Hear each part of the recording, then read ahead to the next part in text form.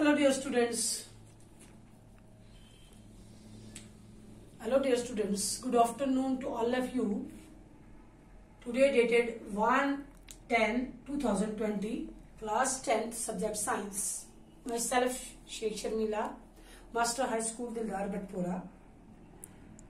तो जैसा कि आप जानते हैं, एग्जाम जो है आपका एग्जाम आने वाला है। एग्जाम के लिए आप तैयारी कर रहे होंगे, तो आपको तैयारी करनी भी चाहिए, क्योंकि एग्जाम में जब हम प्रिपेयर होके जाएंगे तो हमें किसी भी चीज का कोई कंफ्यूजन नहीं रहेगा। तो वहां जब हम एग्जाम में पहुंचेंगे तो कॉन्फिडेंस से हमें हर क्वेश्चन करना है।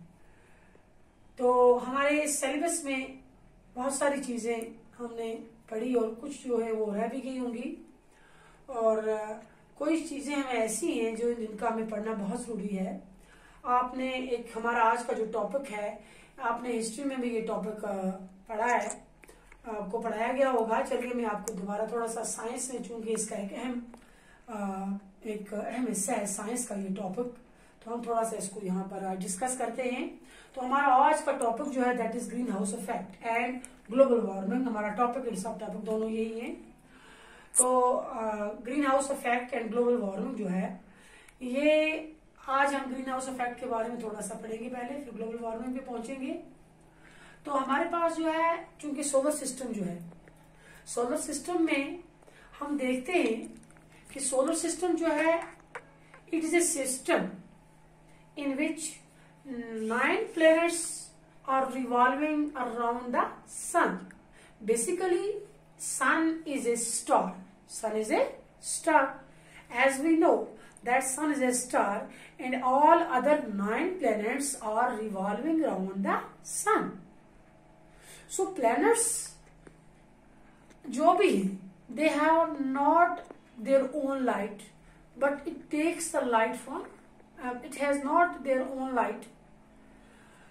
तो अब हमारे पास ये जो प्लैनेट्स हैं, इनको सिस्टमेटिकली ये रखा गया है, सिस्टमेटिकली तरीके से ये मौजूद हैं हमारे यूनिवर्स में।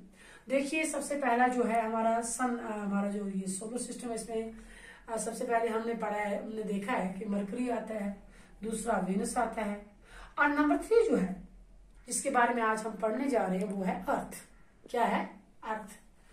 सो द ओनली planet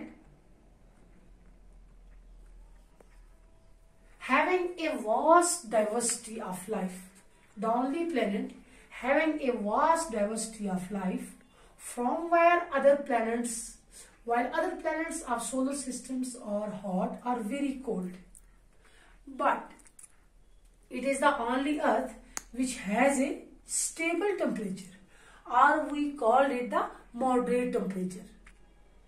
जो हमारी अर्थ है, इसके अंदर, इसके ऊपर क्या है? एक मॉडरेट टेम्परेचर है। Moderate means neither it is too hot nor it is too cold. It has moderate temperature, which is what is that exactly which make the earth different from other planet? It is only its temperature. कौन सी चीज ऐसी है जिसने अर्थ को बाकी planet से different रखा हुआ है? वो किस तरह हम कह सकते हैं कि बाकी प्लैनेट से डिफरेंट है? ये सिर्फ इसके टेम्परेचर की वजह से डिफरेंट है। आप देखिए, मरकरी जो है वो सन के बहुत करीब है। इट मीन्स के सन के करीब होने से वो क्या है? It is very hot. और नंबर 2 पे जो वेनस आता है, वेनस जो है वो it is somewhat closer to the Mercury, and it has also very high temperature, whereas the Earth, which is placed in 3rd number, तीसरे नंबर पर कौन सी चीज है? अर्थ है। तो हमारी अर्थ जो है ये तीसरे नंबर पे होने से, जैसे हम बुखारी के पास बैठते हैं, है ना। अब देखिए, आप एक कतार बनाओ आदमियों की, एक इंसान को बिठा दो बुखारी के बिल्कुल सामने। अब ये बताओ कि उसको वहां से बहुत ज्यादा गर्मी लगेगी उसको, या जो पीछे वाला होगा उसको लगेगी, या उस नंबर 3rd को लगेगी, नंबर 4th को, 5th को, 6th को, इस तरह, है ना। तो इट मीन्स कि जो नजदीक होगा उसको ज्यादा लगेगी, उससे दूर होगा उसको कम लगेगी, उससे दूर होगा उससे थोड़ी कम लगेगी, उससे फिर ज्यादा आस्ता आस्ता घटती जाएगी। तो इसी तरह से हमारा ये मसला है। तो it is the favourable place which is able to live on. मतलब ये एक फेवरेट प्लेस है। अर्थ के ऊपर जो टेम्परेचर है ये मॉडरेट टेम्परेचर है, इसलिए ये फेवरेबल प्लेस है तमाम लिविंग ऑर्गेनिजम्स के लिए जो इस पे जिंदा रहते हैं, है ना। It is its temperature which is a thin blanket of air surrounded the earth from all side। मतलब जो ये जमीन है, जो हमारी जो अर्थ है, इसके ऊपर एक एटमॉस्फेयर की ब्लैंकेट थिन ब्लैंकेट जैसी है जो अर्थ को सराउंड किए हुआ है सब साइड से। सारा साइड अर्थ का जो है वो घेरा हुआ है किसने? एटमॉस्फेयर। एयर जो है, एयर एटमॉस्फेयर जो है किससे मिलकर बना है? एयर से। तो बेसिकली एयर जो है is a mixture of different gases. Air जो है वो क्या है? मिक्सचर है डिफरेंट गैसेस का, एक मजमुआ है, मतलब बहुत सारी गैसेस इसमें मिली हैं, तो क्या बन गया? एयर, हवा। This thin layer protect Earth from harmful radiation coming from the sun. जो हमारा सन है बेसिकली जो एक स्टार है, इसके अंदर जो है फ्यूजन रिएक्शन होती है, तो हाइड्रोजन कंटिन्यूसली चेंज होता है किसमें? हीलियम में। तो वहां पर जब ये रिएक्शन होती है तो वहां से क्या निकलता है बाहर? Heat and light. क्या निकलता है? हीट एंड लाइट जो है वो ये छोड़ता है। तो उसके साथ जो हार्मफुल रेडिएशन जो है, जैसे जिसको हम अल्ट्रावायलेट रेडिएशन कहते हैं, वो भी इसके साथ निकलती है। क्या निकलती है? अल्ट्रावायलेट रेडिएशन भी इसके साथ निकलती है। जो अल्ट्रावायलेट रेडिएशन जो है जब ये जमीन पर आने लगती है, कंटिन्यूसली आने लगती है, तो वहां पर हमारे जैसे हम बारिश में बाहर निकलते हैं तो it act as an umbrella. What? It act as an umbrella. कौन? जो ये जो हमारा एटमॉस्फेयर है, एटमॉस्फेयर जो है इसके ऊपर जो ये थिन लेयर जो है ये एक्ट करती है एज अम्ब्रेला।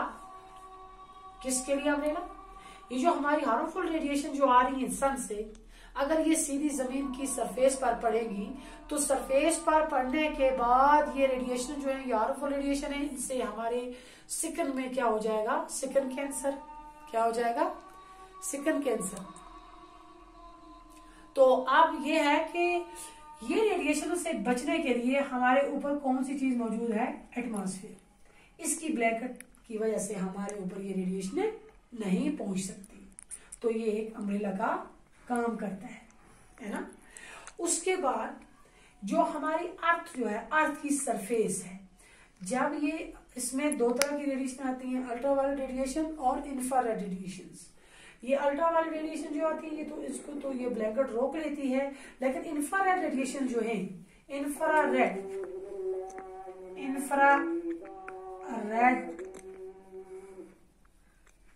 रेडिएशंस ये सीधी कहां पहुंचती है? ये सीधी आकर अर्थ सरफेस पर पहुंचती है। किस पर पहुंचती है? अर्थ सरफेस पर।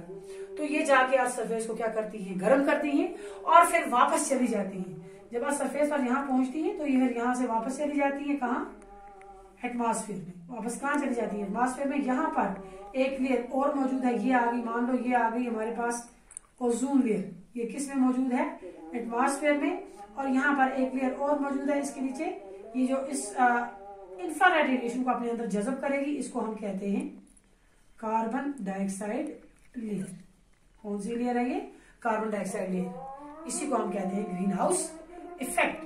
तो कल मैं बताऊंगी आपको आगे इसका, ये लंबा चैप्टर है, कल ये लंबा टॉपिक है हमारा, कल इंशाल्लाह आगे हम करेंगे डिस्कस। तो यहाँ तक के लिए शुक्रिया।